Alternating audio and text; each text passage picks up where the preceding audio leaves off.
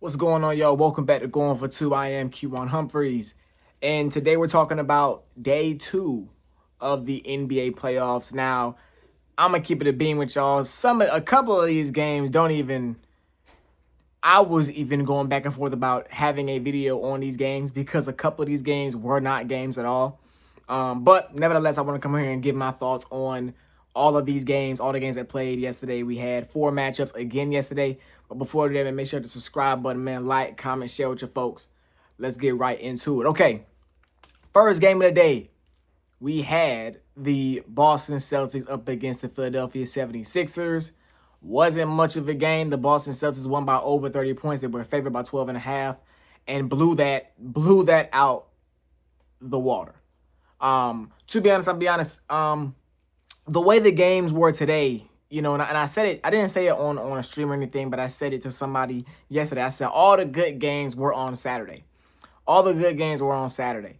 And that's mainly because of the play-in. The play-in has allowed for the teams that made it out of the play-in, they get an extra day's rest, so they all play on the Sunday. For the It wasn't always like that though. It wasn't always like that. I remember when the Hawks won the play-in against the Heat, they played on that Saturday against the Celtics. The first game of the playoffs on Saturday against the Celtics. But hey, but yeah. So we saw a bunch of all the 1 and 2 seeds played yesterday, and they all took care of business except for one. We're gonna dive into that. But Boston looked dominant. I don't think this series. I don't think it's gonna be a series. Boston Celtics are head and shoulders above Philadelphia with or without Joel Embiid. But with no Joel Embiid, there is nothing that I believe Philadelphia can do to make this a series. There's no matchup that they can necessarily attack. VJ Edgecombe is still really young. He's still real young. I think we're going to see some flashes of him, but I don't think he's going to have a great series per se. For the Boston Celtics, Jason Tatum and Jaylen Brown are looking back to be themselves. I think JT finished with over 25 points.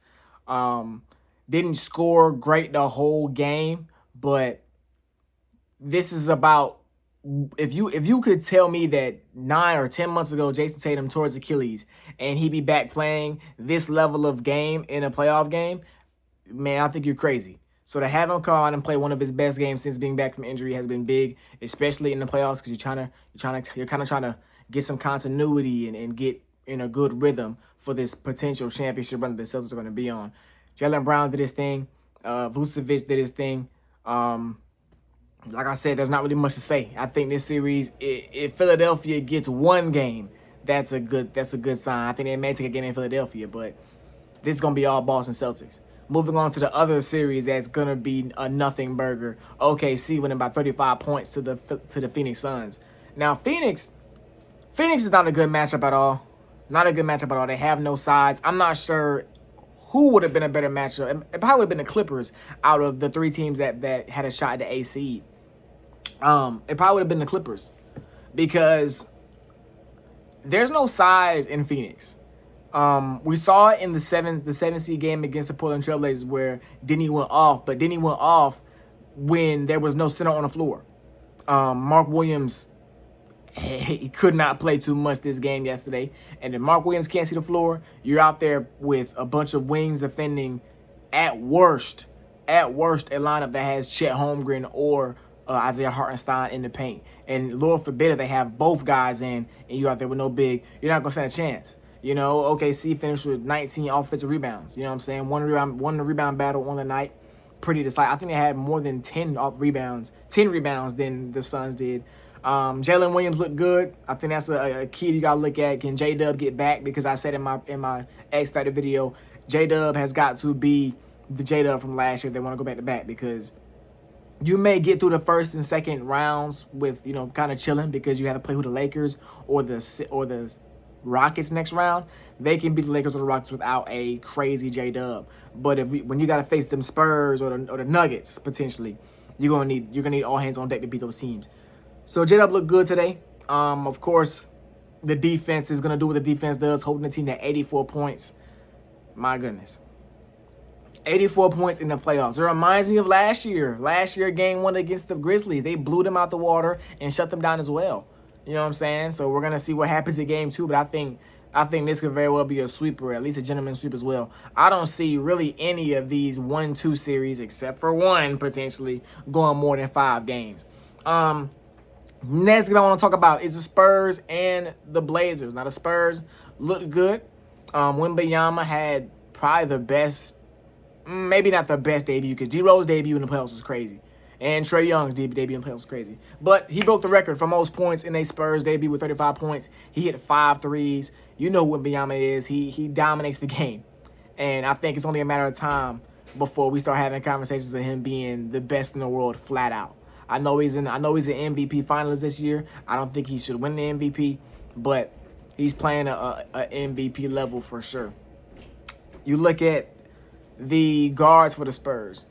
The guards for the Spurs are playing well. We saw Stephon Castle have a good game, scoring double digits. Of course, De'Aaron Fox. Of course, what's his name? Gosh, I miss his name. Dylan Harper he didn't score too much, but he played a good bit, and you want to get these young guys as many minutes in the postseason as you possibly can. Carter Bryant got a lot of minutes. Yeah. Denny had himself a decent little game, but once again, I just don't see this series being too much of a series. I don't see it being too much of a series. The Spurs are too good. We talked about this. The Spurs don't lose games, especially when Wembanyama's in the game. They don't lose games. This series probably should go 5 games at the most. At the most, but we'll see what happens in game 2. This is off topic, but what they did with the crowd and the t-shirts was fire. You know what I'm saying? They look like some sherbet ice cream out there. You know what I'm saying? The last game that I'm going to talk about in this video, the AC Orlando Magic. The AC Orlando Magic went out there and stole game 1 from the Pistons, and it's crazy because I was saying on here during the play-in, I said I don't want to see the Magic in the playoffs. That's not a fun team to watch because you got Paolo out there taking a bunch of contested jumpers missing. You got Franz Wagner who can't hit no threes. You got Desmond Bane, who's cool. Desmond Bane, cool, but I'm not trying to watch no Desmond Bane in the playoffs. But the last 2 games for them, they look pretty good. They blew out Charlotte in the AC game, and then come out here and they're really in control the whole way in terms of, you know, the flow of the game flow for this game. I think Detroit might have tied the game up in the 3rd quarter, but besides that, it was all Orlando. And the thing about Orlando was Orlando coming into the season was projected to be like a top 4 seed in the Eastern Conference. They were projected to be one of the best teams in the Eastern Conference because this is a very talented team. Y'all may disagree, but I think Orlando, as a talent perspective, might be more talented than the Pistons. You know what I'm saying? They have a bunch of really good players, but I think with them, it started off with they're not really seeing eye to eye. They're not really connected as a unit. But tonight and Friday night, you saw their connection, and they played really well. Jalen Suggs came out and set the tone, made a bunch of plays on both ends. Paolo, once again, played a really good game. Paolo Banchero is a guy that, like, you want to see him play different than how he plays. You don't want to see him settle for a bunch of jumpers because the guy is 6'10", 250, 255, 260, and he takes a bunch of jumpers like he's a guard. But if those shots are falling, man, this guy, he really tough. He's really tough. Franz Wagner took over the 4th quarter. I think he had over 10 points in the 4th quarter. Yeah, Wendell Carter outplayed Jalen Duren, which is crazy. Let's talk about the Pistons, man. The Pistons, and I said it in my X Factor video, I said, man, the thing about the Pistons is who's going to be that second guy for them. We know who Cade is. Cade is might be the best guard in the Eastern Conference. But outside of him, who is going to be your offensive second guy? And Jalen Duren, who was a non-factor offensively today because, you know, the Magic did a good job of taking away the lobs and taking away the rolls and stuff from him. Who's going to be the second guy? I said it. I don't believe in Tobias Harris. I've watched enough basketball from Tobias Harris over his career to where I'm not a believer in him as my second option. Asar Thompson is not an offensive factor. It got to a point where they had to bench him. He didn't play too much in the second half because there was no offense coming from them. Duncan Robinson, of course, he's a good 3-point shooting option, but he's not necessarily a creator or scorer.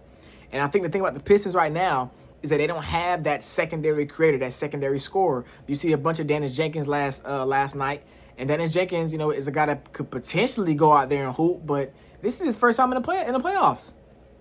So we can't throw him in the fire expecting him to come out here and just be really, really good. You know what I'm saying? It's just tough. Very, very tough. I think the thing about the Pistons is that the Pistons could literally be worse offensively than the Magic. And that could be a problem. Now, I do think defensively they're gonna be better. They're gonna step up defensively. Jalen Durant had a bad defensive game. It got to the point where they had to bring in Isaiah Stewart and play that double big lineup because Durant wasn't doing it defensively. And I feel like that's where Durant has been so good this season, his improvement on the defensive end. But he didn't have it last night. Didn't have it last night one bit. I do still think the Pistons are gonna win this series. Because just 82 game sample size, how many times we're going to see the Magic play this well? You know what I'm saying? How many times are we going to see that? But I think the key is they've got to find something outside of Cade Cunningham. Now, Cade going to do what he going to do. I think he had, 37 and 10 last night? He dominated the game. But that's null and void if nobody else can do anything outside him. Yeah, we got a bunch more games tonight. I think we had 3 games tonight. I think we got the Hawks and Knicks. I think the Lakers play tonight. And I want to say, I don't know what that last game is. But nevertheless, we're going to talk about it probably today or tomorrow on the channel, man. But until next time, going for 2, we out of here. Hit this like button. Hit the like button. Make sure you like button and subscribe. But until next time, going for 2, we out of here. Yeah.